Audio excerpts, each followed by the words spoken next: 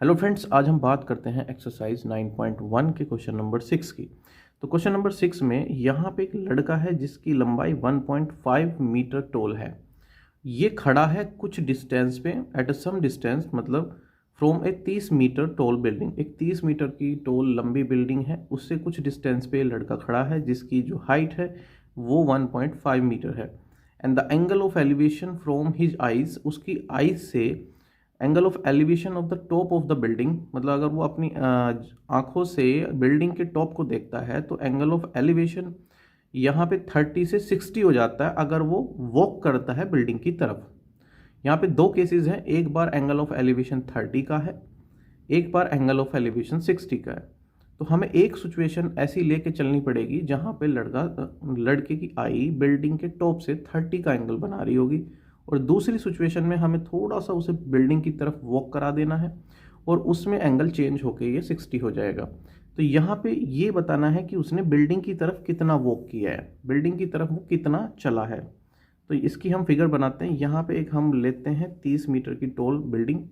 तो ये हमने ली है 30 मीटर की टोल बिल्डिंग, और लड़का बिल्डिंग से कुछ दूरी पे खड़ा है। तो यहाँ से ये दूरी हमें पता नहीं है, तो हम मान के चलेंगे कि लड़का यहाँ पे खड़ा है बिल्डिंग से कुछ दूरी पे। तो ये उसकी, अगर अब यहाँ पे उसकी हाइट गिवन है, लड़के की जो लंबाई है यहाँ पे गिवन है, तो हम उसकी हाइट यहाँ पे लेके चलेंगे। ये है उसकी 1.5 मीटर की लंबाई।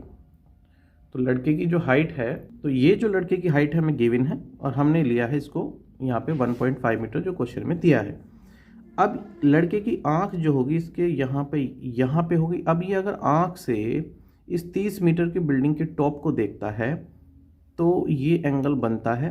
अब एंगल कैसे बनेगा? एंगल एक तो इसका आई लेवल होगा, आई लेवल ये होगा जिसको हॉरिजॉन्टल लेवल कहते हैं। तो आई का जो लेवल है वो ये है, और ये लाइन ऑफ साइट है जो टॉप को देख रही है। तो ये एंगल बना उसका 30 डिग्री का। सिचुएशन क्या है? जब वो पॉइंट ए पे है बिल्डिंग से, ये जो बिल्डिंग का नाम दे दिया हमने सी बी, ये जो बिल्डिंग सी बी है, इससे जब ये पॉइंट ए पे खड़ा है तो इसकी जो आई है इस जब टॉप को देखती है तो हॉरिजॉन्टल लेवल से 30 का एंगल बनाती है। तो ये हमने देख लिया। अब हम क्या करते हैं, लड़के को बिल्डिंग की तरफ वॉक करा देते हैं। तो लड़का थोड़ा सा बिल्डिंग की तरफ वॉक कर जाता है, जिसको हम पॉइंट पी यहाँ पे नाम देते हैं। अब सिचुएशन बदल के पी हो गई। पहले पॉइंट ए पे खड़ा था, अब पॉइंट पी पे खड़ा है। अब वो इसकी आई बिल्डिंग को देखती है, तो यहाँ से अब ये बिल्डिंग के टॉप को देखता है। तो ये एंगल पहले 30 था, तो ये चेंज होके अब 60 हो गया है, मतलब 30 से बढ़ के ये 60 एंगल हो जाएगा। तो अब उसने कहा है कि ये जो उसने वॉक किया है बिल्डिंग की तरफ, ये हमें बताना है कि उसने कितना बिल्डिंग की तरफ वॉक किया है। तो अब हम क्या करेंगे, यहाँ पे दो ट्रायंगल बन रहे हैं। एक तो ये थोड़ा सा ट्रायंगल का हम नाम दे देते हैं। इसका तो हमने दे दिया बी, इसको लेते हैं हम टी, इसको लेते हैं हम कुछ भी नाम यहाँ पे रख सकते हैं एफ, और इसको रख सकते हैं हम यहाँ पे क्यू।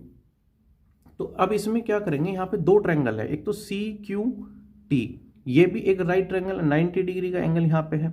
दूसरा एक ट्रायंगल है सी एफ टी, ये भी एक राइट ट्रायंगल है। तो ये जो सी क्यू टी है, हम इससे ये जो क्यू टी है ये फाइंड करेंगे।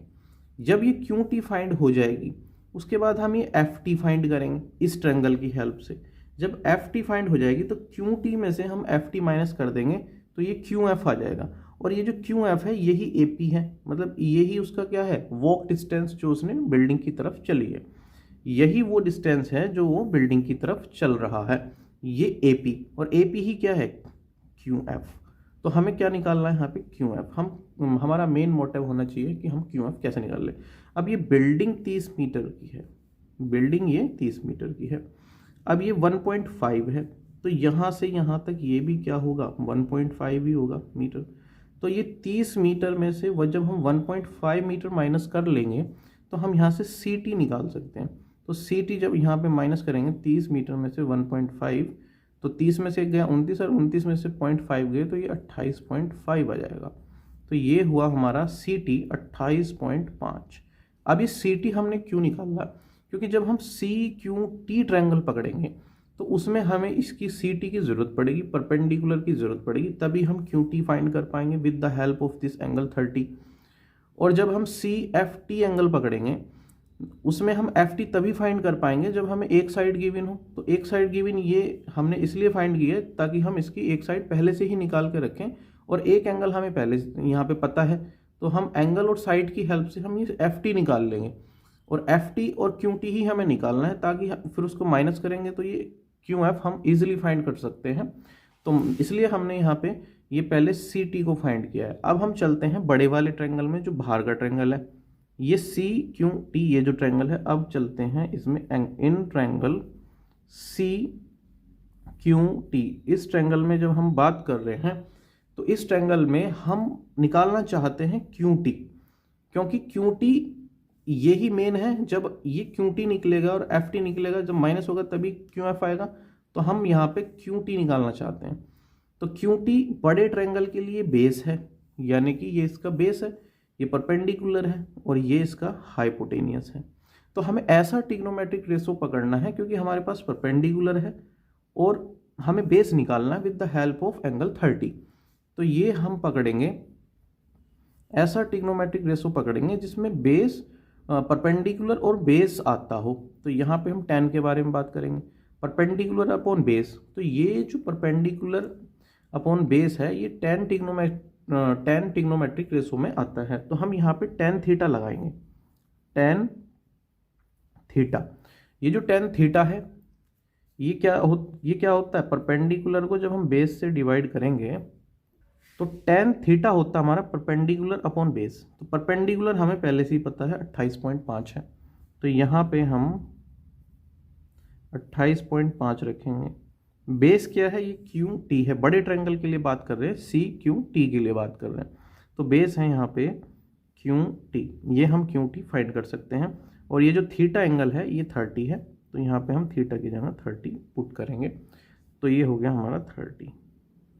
अब tan 30 की वैल्यू होती है 1/√3। तो यहाँ से 28.5 और ये क्यू टी। जब हम क्यू टी यहाँ से फाइंड करेंगे तो ये क्यू टी को इधर ले जाएंगे और √3 की 28.5 में मल्टीप्लाई हो जाएगी, तो 28.5 और √3, तो ये हमारा क्यू टी आ गया है। अभी हमने ट्रायंगल का यूज़ किया है सी क्यू टी, उसमें हमने क्यू टी फाइंड करा। अब हम चलते हैं इन ट्रायंगल सी टी एफ में, सी टी एफ। अब हम इस ट्रायंगल की बात करते हैं। इस ट्रायंगल में हमें निकालना है ये एफ टी पे हमारा ध्यान है। तो एफ टी कैसे निकाल लेंगे, हमारे पास परपेंडिकुलर है तो वही tan 60 लगा देंगे। tan 60 ये है 28.5 perpendicular upon base F T. तो इस तरीके से हम कर सकते हैं। अब हम क्या करेंगे नेक्स्ट, tan 60 की वैल्यू है हमारे पास √3 और ये है 28.5 डिवाइड बाई एफ टी। अब यहाँ से हम एफ टी इधर ले जाएंगे, √3 इधर ले जाएंगे, तो ये एफ टी हो जाएगा 28.5 अपॉन √3। तो अब हमारा एफ टी भी आ गया है। हमको निकालना क्या है, क्यू एफ, क्योंकि यही है वो डिस्टेंस जो क्यू एफ, यही है वो डिस्टेंस जो टोल 1.5 मीटर के टोल बॉय ने बिल्डिंग की तरफ मूव करी थी। तो ये क्यू एफ ही हमारा मेन मोटिव है। तो क्यू एफ निकलेगा यहाँ से Q T minus F T से। अब क्यू टी क्या है, क्यू टी निकाल रखा है 28.5 √3, ये हमारा क्यू टी है। और एफ टी कितना है 28.5 अपॉन में √3, ये हमारा एफ टी है। अब हमें इसको थोड़ा सा सोल्व करना है। तो हम क्या करेंगे, यहाँ पे भी 28.5 है, यहाँ पे भी 28.5 है, तो हम यहाँ से 28.5 को बाहर करेंगे। तो ये हमारा 28.5 बाहर हुआ, यहाँ बचेगा √3, यहाँ बचेगा 1/√3। अब हम इसको थोड़ा सोल्व करते हैं। तो ये कैसे सोल्व होगा, तो ये 28.5 ऐसे का ऐसे ही रखेंगे, यहाँ पे एलशियम लेंगे 1 लेके। जब 1 का और √3 का एलशियम आएगा तो ये √3 यहाँ जाएगा, तो √3 की √3 में मल्टीप्लाई होगी तो 3 हो जाएगा और -1 अपॉन में √3 हो जाएगा। अब इसको थोड़ा सा और सोल्व करते हैं। तो यहाँ से हम कह सकते हैं कि भाई ये ऐसे हो जाएगा 28.5 और 3 में से जब 1 जाएगा तो ये हो जाएगा 2/√3। अब रूट जो है वो डिवाइड में है, हम चाहते हैं रूट को ऊपर लेके आना, तो अब हम इसको यहाँ सॉल्व कर लेते हैं। हम चाहते हैं कि ये रूट ऊपर आ जाए और ये नीचे जो अंडर रूट 3 है, तो ये अंडर रूट 3 को हम ऊपर लेके आना चाहते हैं। तो अब हम क्या करेंगे, यहाँ पे हम रेशनलाइज मेथड अप्लाई करेंगे। रूट थ्री की ऊपर नीचे हम मल्टीप्लाई करेंगे इस तरीके से। अब जब ये रूट थ्री की मल्टीप्लाई हो जाएगी तो ये हो जाएगा 2√3 और ये हो जाएगा अंडर रूट 3 की मल्टीप्लाई होने के बाद 3। अब हम देखते हैं कि क्या ये 3 से कट रहा है, तो हम इसको 3 9 27 और 3 पंजे 15, तो ये 9.5 हो जाएगा कटने के बाद, ये 9.5 हो गया। अब 9.5 की मल्टीप्लाई करेंगे 2 में। जब 9.5 की मल्टीप्लाई हम 2 में करेंगे तो ये 9 दूनी 18 और 1 19 हो जाएगा, तो ये हमारा 19 हो जाएगा। जब मल्टीप्लाई 9.5 की 2 में हो जाएगी तो ये 19 हो गया, और यहाँ पे पीछे चल रहा था रूट 3, तो ये 19√3 और ये मीटर में आ जाएगा हमारा, तो हम इसको लिखेंगे मीटर। यही हमारा आंसर है, क्योंकि बात यहाँ पे मीटर में चल रही है। ये बात मीटर में है कि लड़का कुछ डिस्टेंस पे 30 मीटर दूर खड़ा है बिल्डिंग से, सॉरी बिल्डिंग 30 मीटर की है। क्योंकि बात यहाँ पे मीटर में चल रही है, तो ये आंसर हमारा मीटर में आया, तो ये हमारा आंसर मीटर में होगा।